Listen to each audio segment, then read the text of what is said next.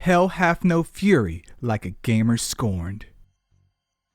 Released back in 2022 for Windows, Xbox, and PlayStation by Ebb Software and published by Kepler Interactive, Scorn was a polarizing mess of a game that either left you scratching your head with confusion or slamming your keyboard onto the floor with righteous fury. Today, we're diving in to see whether Scorn is a misunderstood masterpiece, quote unquote, or just proof that sometimes art should come with an instruction manual. So buckle up and maybe keep some hand sanitizer nearby. Alright, so this is the infamous Scorn, huh? No tutorial, no HUD, no mercy. Oh, look, a mysterious hole in the wall. Naturally, the only reasonable thing to do is stick my hand into it. See, the game is rewarding me already, you guys. I now have a functional door and an infection. Thanks. Now, this puzzle right here, it is pure genius. I don't know what it does, why it exists, or what my life choices were that led me here, but I respect it. Oh, and look at that, people. World record, baby. This puzzle ain't got nothing on me, man. Oh, great. I solved the puzzle and my reward is an arm? Just an arm. Neat. Gotta love a game that says, congratulations, here's a limb. Level 2, baby!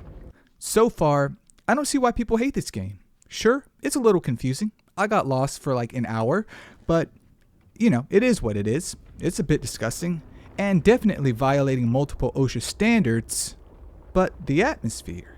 Am I right? I forgot this game even has guns, and wow, a stapler that shoots sadness. Thanks, Ebb Software. Each shot feels like the game whispering to me, you shouldn't have done that. Alright, second puzzle complete. Again, this isn't that bad considering I'm, an hour in. Guess my reward is passing out and waking up with this weird umbilical cord thing attached to me? Gross, but I do dig the attention to detail. It's disgusting, but in an odd way, I can't appreciate it. Wait, what in the hell is that? And why is it trying to attach to me? I love how this Scorn guy, doesn't even care that this parasite thing is now attached to him. He's like, whatever, and let's move on. I got things to do. Hold up, that little chicken thing is talking smack, eh? Let's show him the power of my Piston Puncher 7000.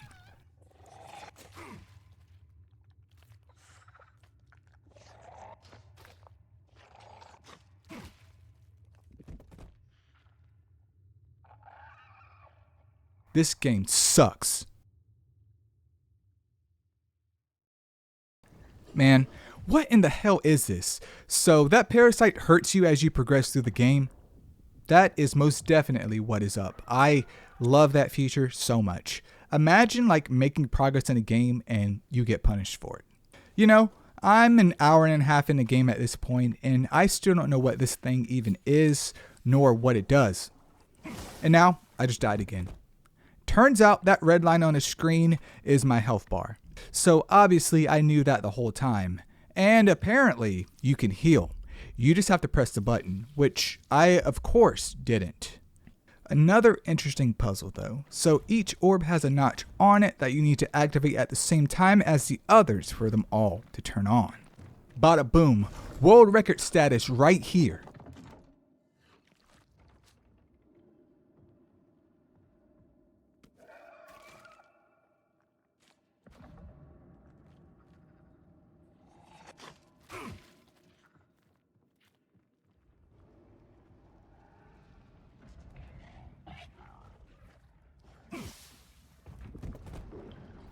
Never mind. Yep, it sucks. And I hope they don't make me do that again. Nice, they didn't.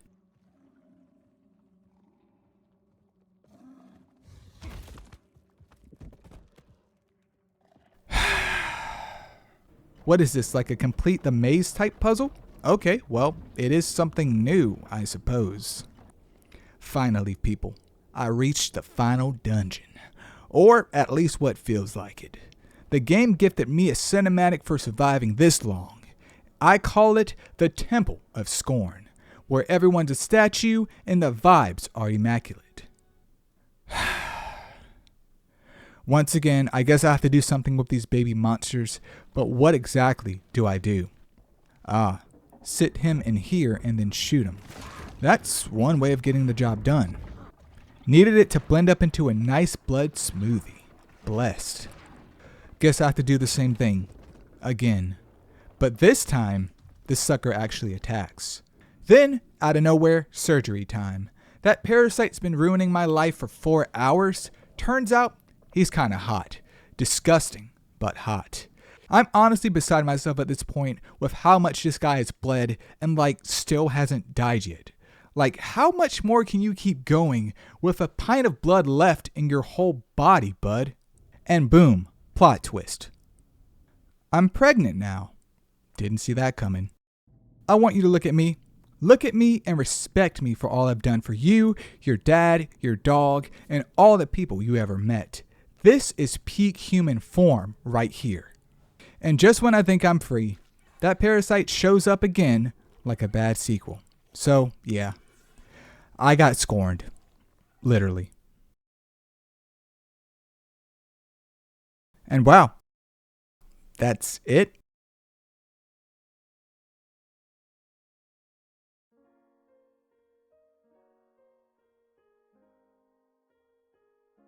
But seriously, that was my playthrough of Scorn, in which took me 4.5 hours to get through. I know some folks out there have played it, maybe even beaten it, but for the majority, I get not wanting to touch it. Instead of giving you a play-by-play of the game, I want you to experience it as close as possible for yourself, to come to your own conclusions on it. When it comes down to it, Scorn, aesthetically speaking, is a highly detailed piece of work that I can appreciate, as I've stated multiple times. But gameplay-wise, it does leave much to be desired. It is not that the combat is inherently bad, nor the puzzles. It is that the spacing between them is juxtaposed with long, drawn-out hallways, corridors, and open spaces that serve no purpose. That theme may fit in plot-wise due to the story being centered around the protagonist trying to reach a higher plane of existence in a world that rains down judgment without discretion, but its execution was not for me. Lastly, the ending to the game that is without a single line of text or voice may be jarring to some, but oddly, I found it satisfying after taking some time to process it. So often, we hope for the best in life and think of ourselves as these avatars capable of overcoming even death itself. But the ending of Scorn shows you that in reality, neither life nor death is something that can be controlled.